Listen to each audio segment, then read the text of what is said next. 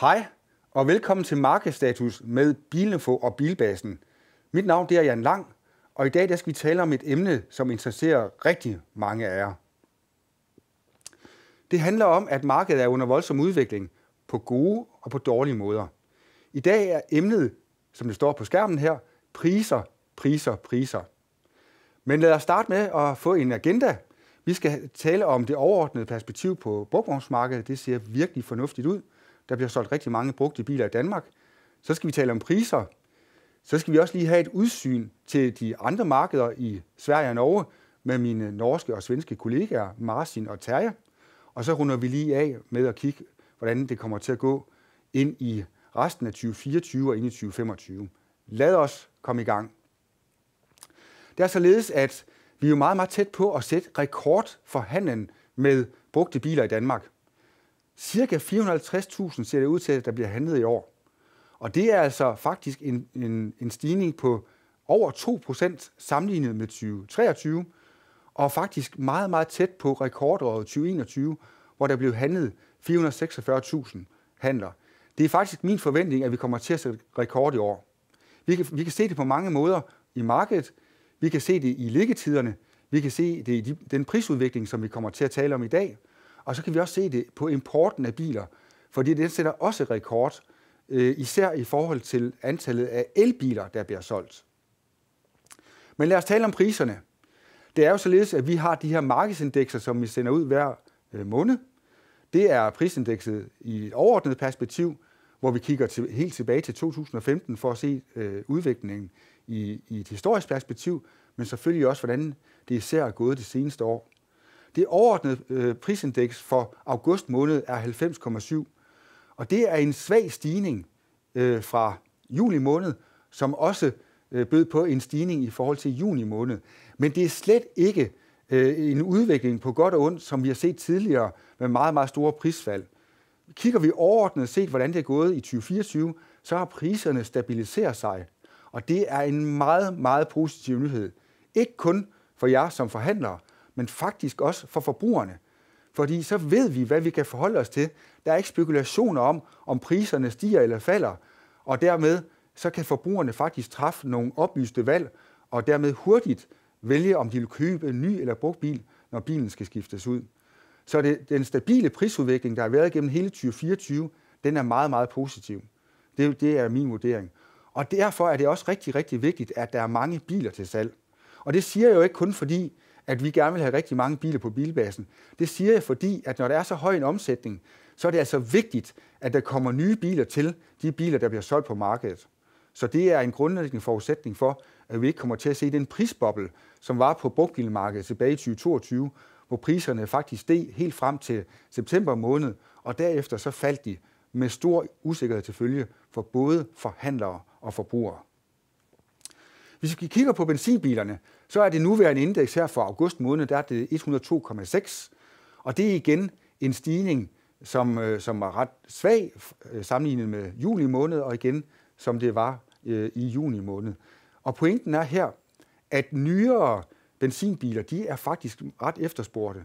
Vi så, at det generelle prisindeks, det steg svagt igennem 2024, senest med 0,2 procentpoint fra juli til august måned, men det er faktisk steget 3,5 procentpoint for benzinbilerne. Og især hvis de er helt nye eller under 3 år gamle, så ser vi, at de stiger meget. Og det gør de af den årsag, at det er jo et spejl af det udbud, der har været, og den bilproduktion, der har været de sidste 3-4 år, og den har jo været lav ude i Europa. Så derfor er der en stor efterspørgsel efter nyere benzinbiler, og derfor stiger priserne.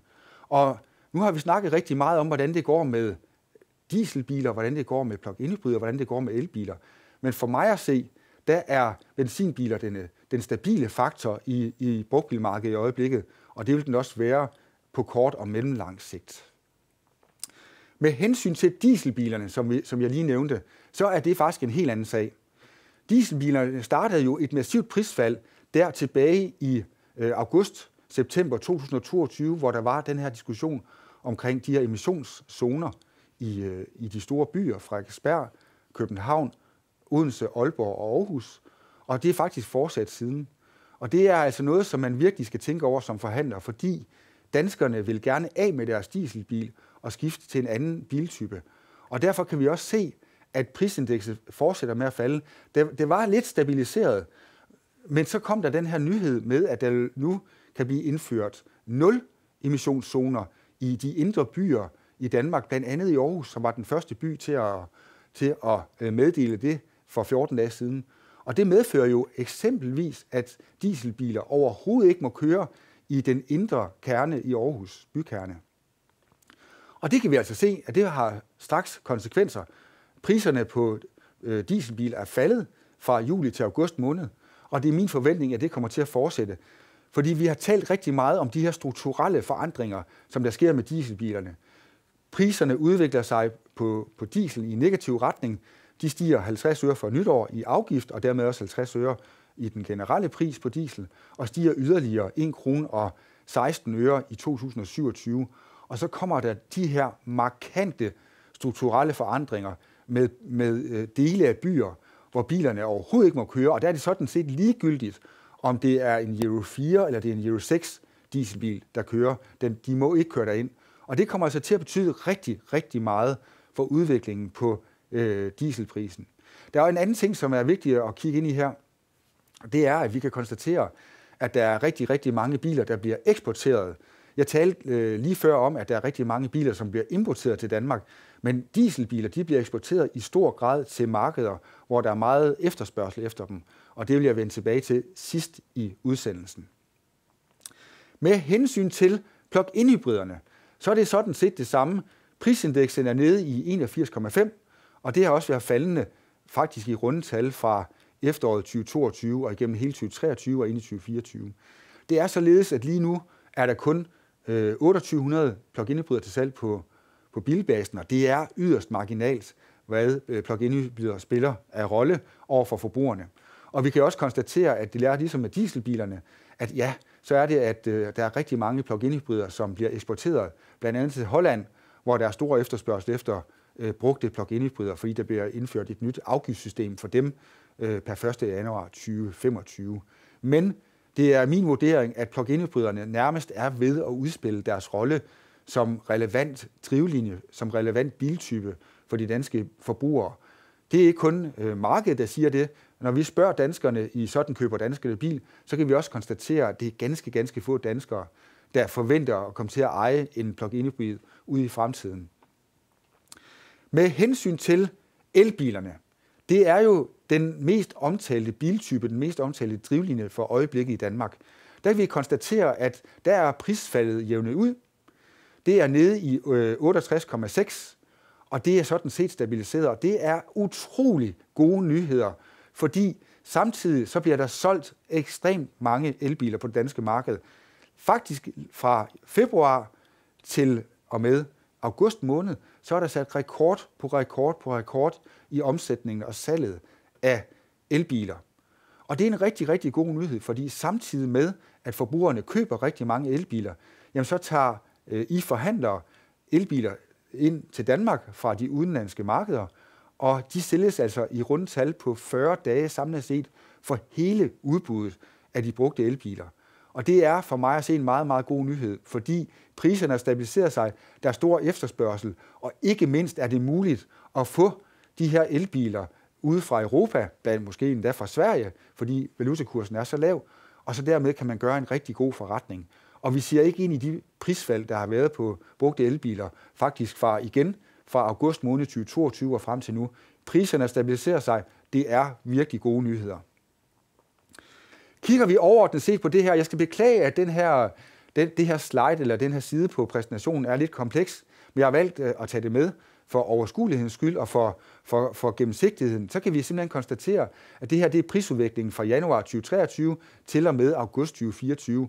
Og som I kan se, så er det stort set alle linjerne her i skemaet, som har ret stabile tendenser i løbet af 2024, lige med undtagelse af dieselbilerne. Og I har de numeriske værdier nedenunder, som I kan studere efterfølgende. Vi sørger for at dele den her præsentation med jer. Så alt i alt kan vi konstatere, at priserne er stabile. Der er nogle udfordringer for dieselbilerne, Men der er faktisk også rigtig, rigtig gode muligheder for at eksportere dem ud af Danmark, fordi der er relativt høj efterspørgsel efter dieselbiler på stort set alle andre markeder end det danske. Et lidt andet perspektiv på det her med priser, som er dagens hovedtema, det er, hvor store prisnedsættelserne er. Og de 8.800 kroner, som jeg lige har sat på skærmen her, det er den gennemsnitlige pris, eller den gennemsnitlige værdi for prisnedsættelserne i august måned og juni måned. Og det er faktisk en reduktion på 20% sammenlignet med årets første måneder. Det vil altså sige, at bilerne bliver sat mindre ned i pris, end de gjorde i starten af året. Og når man lige tænker over det, så giver det jo også fuldstændig mening. Fordi, som jeg indledte med at forklare, jamen, så bliver der solgt rigtig, rigtig mange biler i Danmark, og så er der jo ikke nogen grund til at sætte bilerne ekstraordinært meget ned i pris, lige med undtagelse selvfølgelig af de her dieselbiler, som er efterhånden en marginal del af brugtvognsmarkedet. Men det er altså rigtig gode nyheder. Der er færre biler, der bliver sat mindre ned i pris. Og det gælder faktisk også, når vi kigger på elbilerne. For i juli og august måned, så er de i gennemsnit blevet sat 10.200 kroner ned i pris. Og det er en reduktion på 15%, når vi sammenligner med årets første måneder. Og igen er argumenterne det samme. Der bliver solgt rekord mange elbiler på det danske marked, og hvorfor så sætte bilerne ned, når hele lageret eller hele udbuddet af brugte elbiler i Danmark bliver handlet eller omsat på omkring 40 dage. Og det er jo hele lageret. Når vi så kigger på de mest populære biler som Skoda Enyaq, Tesla Model 3, Tesla Model Y, Volkswagen ID4 og Volkswagen ID3, jamen så er de cirka 3 uger om at blive solgt. Så det går rigtig hurtigt. Og så er det sådan, at vi lige skal have mine kollegaer fra Norge og Sverige ind, så det venter jeg lige på sker.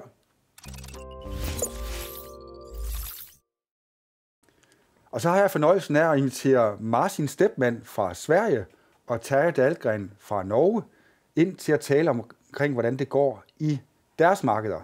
Og Martin, hvordan går det i Sverige med brugtbilsalget? Det går faktiskt väldigt, väldigt bra skulle jag nämna, och jag vill två saker jag vill highlighta specifikt. Ett är att vi har en väldigt ökad efterfrågan efter dieselbilar just nu, och det ser vi både på trafiken på Blocket och i försäljningen som är ganska hög. Och det andra är att vi ser en väldigt hög export. Förra året, 2023, så hade vi en rekordhög nivå av export av bilar. Och nu är vi faktiskt 11% över den nivån från förra året. Så nästan 200 000 bilar kommer exporteras till utlandet, och många till Danmark såklart. Ja, fordi vi tager jo rigtig mange, især elbiler, blandt andet på grund af den lave svenske kurs til Danmark. Forventer du stadigvæk, at priserne vil være lave på elbiler i Sverige? Vi ser att de har sedan i januari, då var utpriset på Blocket 375 000 svenska kronor. Och nu i slutet av augusti var det 299 000, så en väldigt stor nedgång på nästan 20% på bara 8 månader.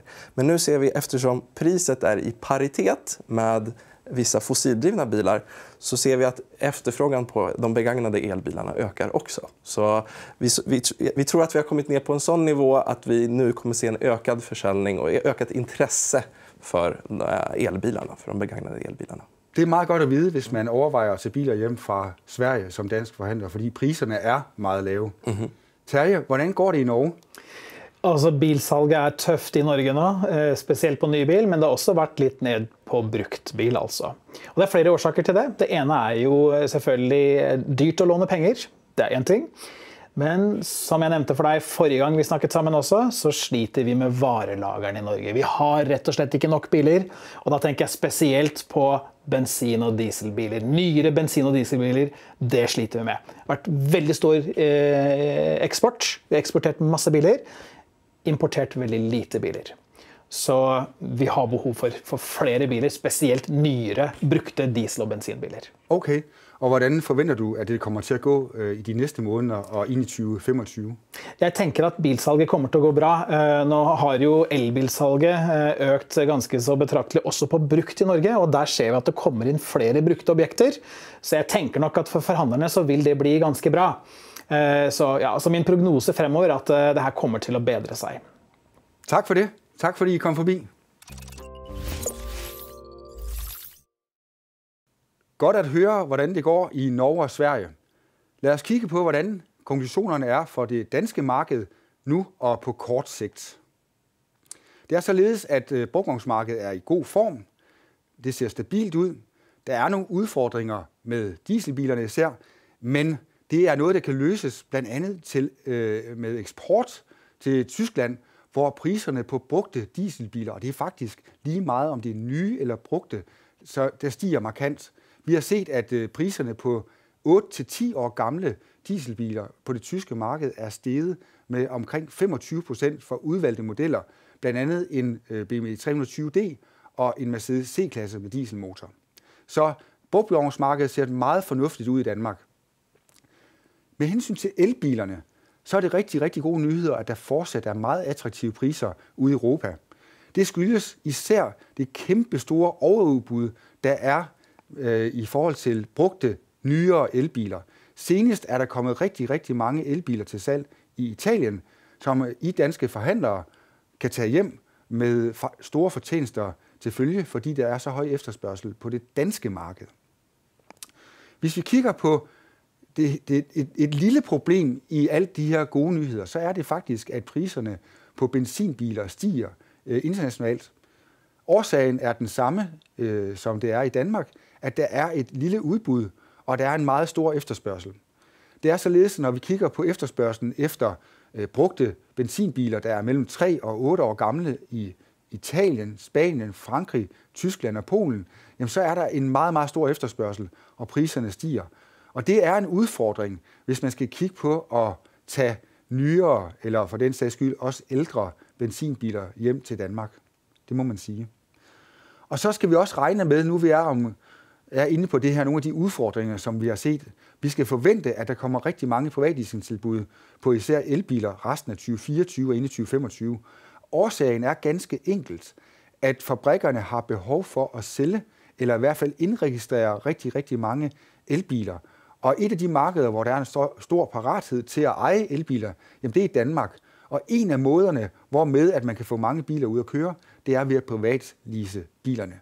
Og derfor så kan vi forvente, at der vil komme rigtig mange kampagner på privatleasing i 2024. Det var det, vi havde i forhold til markedsindsigter. Husk på, at der hver tirsdag kommer en ugerapport, der kommer en månedsrapport, når vi har tallene konsolideret, og den næste den kommer den 9. september. Og så har vi som vanligt også vores markedswebinar, og det afholder vi den 8. oktober, hvor vi kigger ind i udviklingen for Q3 og har et perspektiv på resten af året. Tak fordi I kiggede med.